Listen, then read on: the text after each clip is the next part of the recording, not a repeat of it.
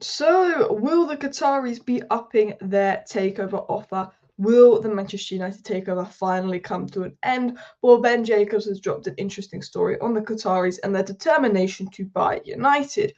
Also, exclusive news has been dropped on Manchester United looking at Nico Williams, a great right winger, I'm a big fan of that I will talk about. United now, and a few people have been speaking about United looking at getting a right winger in January. It's actually the focus over a centre-back signing in January.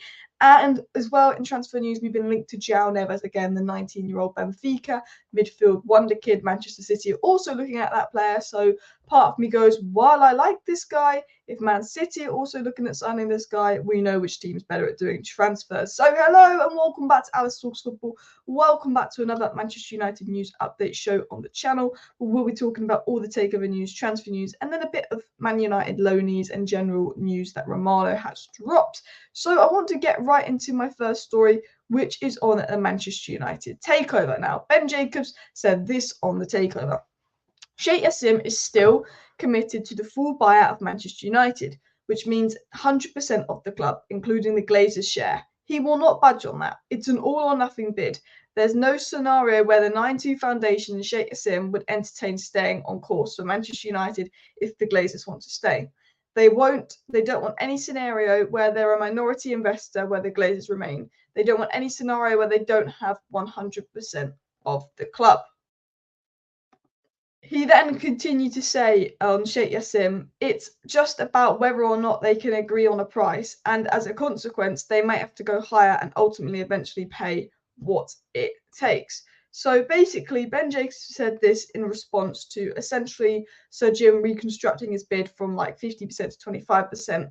And he was basically asked if Sheikh Jassim was going to do anything. And he's basically saying, well, he's not going to reconstruct his bid. It's always going to be 100%. Qatar are always going to want 100% of United. They're not going to change that. They don't want any scenario where they'd be here with our owners here, and you can't blame them for that. They want 100% of the club. The interesting thing is, he said, Ben Jacobs, that it's just about whether the Qataris will up their bid or not. It's about, they're not going to reconstruct their bid. They're always going to go for 100%. It's their it's all or nothing bid. It's their 100% of the club, all or nothing bid. They've left that there.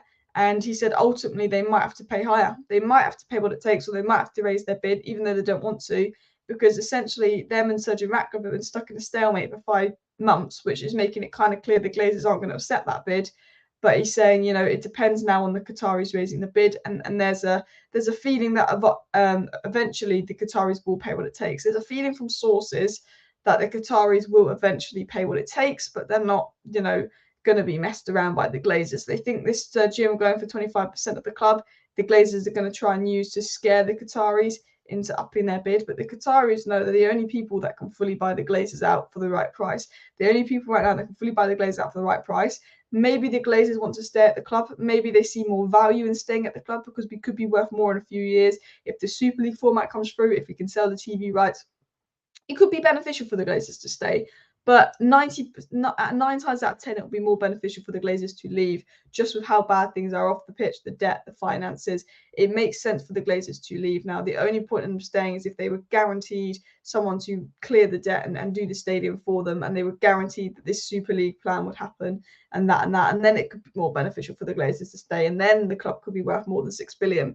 But the Glazers know that it's probably best for them to leave. Sheikh Jassim and Qatar know the Glazers' best option is to leave the club, and their situation is they probably are going to have to up their bid. They probably know they're going to have to up their bid, but I don't think they're going to up their bid anytime yet, just because of everything that's gone on with Sir Jim. They think it's a complete game. They think that the Glazers aren't actually interested in 25%. They know that 4 of the Glazers siblings want 100%, so they feel quite strong in their position.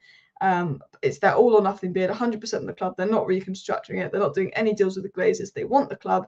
But it said that they might have to eventually go and pay what it takes. They might have to raise the bid, and there's a feeling they could do that, but not to 6 billion. They could raise the bid 100 million, 200 million, from 5.2 to 5.4, but not 6 billion. And there has been reports that have come out in the past that the Glazers could have set 5.5 billion.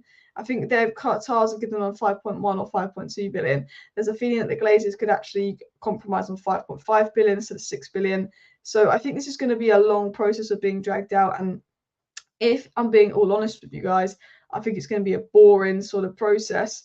But I don't think Sir Jim is as close as he thinks. I think recent media reports have suggested that maybe Sir Jim's in the league because he's reconstructing his bid and doing this and that. But I think that deep down, he's not offering them any more money. He's just changing the percentage of the club he's offering them. They're only ever going to get just over $1 billion out of Sir Jim Ratcliffe, and they want more money than that. So although Sir Jim Ratcliffe's reconstructing his bid, it's not like the Glazers are getting a load more money. So I just think this takeover is just going to drag on and drag on and drag on. And the Glazers are going to try and do what they can to see if the Qataris can up their bid.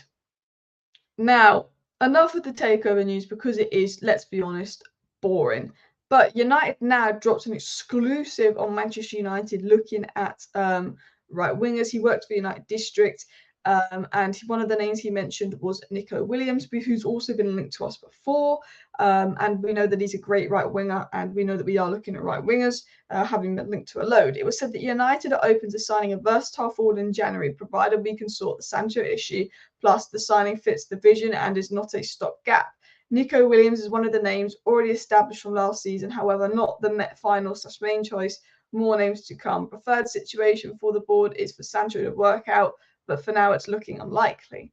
So again, he's not the main choice, but I think he'd be a really good option. But they're saying that they're looking at a versatile forward, ideally someone that could play on the right-hand side that's versatile, and is actually not going to be a workhorse. It's going to be someone that would come in long-term to come in January, ideally right wing, versatile forward, and Nico Williams is one of those names.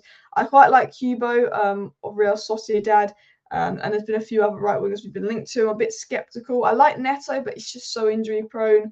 That's what I'm a bit skeptical about. A lot of the players that we have been linked to that can play right wing are quite injury prone. Even Elise, who I'm a massive fan of. I'm a massive Elise fan, but again, he's so injury prone that Nico Williams is starting to become one of the standout options for me.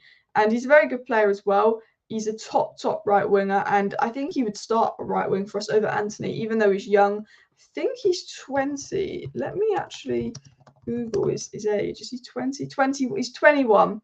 He's 21, so I feel like he's at that point where he's not too raw. He's got a little bit of experience now because of last season, and he's very good on the right wing for obviously Athletic Bilbao. He's fast. He's got IQ as well. He's someone that I don't know why, but he's just got that football IQ, good decision maker, which I feel like we don't have enough of. He's also comfortable in playing the left, so versatile, as I said, but more of a right winger. But what he's good at is basically he's a top 1v1 dribbler who's just quick and direct. And I think that's what we need, some more directness, 1v1, especially if he wants to play transition type football. But what's different about him is Garnacho's quite quick on 1v1 and a good dribbler. But Garnacho's not known for his creative ability. Nico Williams is known for his creative ability. And I generally think that he would be the best right-wing option maybe out there for United in terms of you've got to take into account price, because Premier League players will be overpriced. You've got to take into account things like injury record. You've got to take into account many things. And I think for me, Nico Williams is sort of becoming that standout option. I know that Arsenal had a quick look at him last year as well. And I feel like if other clubs who have good scouting records are looking at the players, maybe we should. Now, talking of other clubs that have good scouting record looking at players that we are, Manchester City and Manchester United are looking at João Neves. It was said new 19-year-old Benfica midfielder João Neves has recently impressed the scouts of Man United and Man City. And while these aren't the most amazing sources in the world, I know from ages, I know for the last year, Manchester United have been scouting João Neves since about March time. Manchester United have been looking at this wonder kid, really impressed with this wonder kid, over £100 million release clause, so can't see us actually buying this guy, but they have been looking at this kid, and so have Man City. Now, I'm going to be honest, if it's between Man U and Man City have more money. Man City probably will buy a midfielder in the summer, and Manchester City are better at getting transfer business done, which means we probably don't stand a chance. However, I think this is one of them where you get to the summer and you wait and see. I think that Manchester United know they need a right winger, so they can hopefully tick that off in January. And then they also know come summer, they're going to need 2 centre-backs and 2 midfielders. I think with João Neves, I think it's going to be very expensive. I think we're going to have to go into this summer again because we've got so much to do, getting maybe a more expensive centre-back like Antonio Silva for around 60, 70, and then a cheaper centre-back like Todibo for around 30. That's 100 million on centre-backs. And then let's say we get Nico Williams or a right wing at Jan, and then we've also got to sign a DM, long-term replacement Casemiro. Let's say that's going to be Amrabat on the permanent, and then we've got to sign another midfielder. Would he be in the price range? If we have Qataris, absolutely. If we have the Glazers, it's going to be a very tight summer. And the thing is, like, part of me goes, surely the takeover will be done by next summer.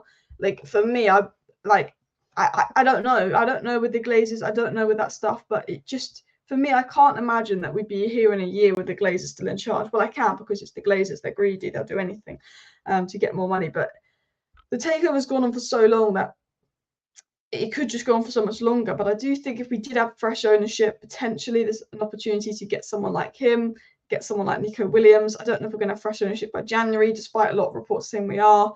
But it's definitely a lot of good names being linked to United. But again, you have to take it all with a pinch of salt, because I think in January we will be looking at right wingers, depending on Sancho, depending on price. But I don't know how much we spend.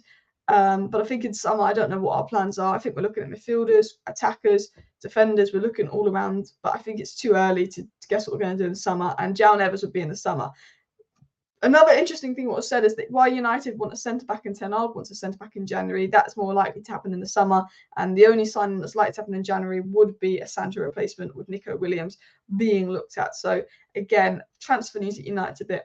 But I am a big fan of Nico Williams. But again, I keep saying and again. I don't know why I keep saying it again. But my point is, just want the Glazers gone. That's what I'm going to say. Just want our owners gone so we can bring in a right winger in January, maybe a centre back in January. We can spend some money, we can clear the debt, we can have a proper stadium. So you know what? I don't know if the Qataris are going to up their bid. They might have to. So please, can you up your bid now? And there are reports that the Qataris are planning on upping their bid in November. So to try and get the club in January, please do that.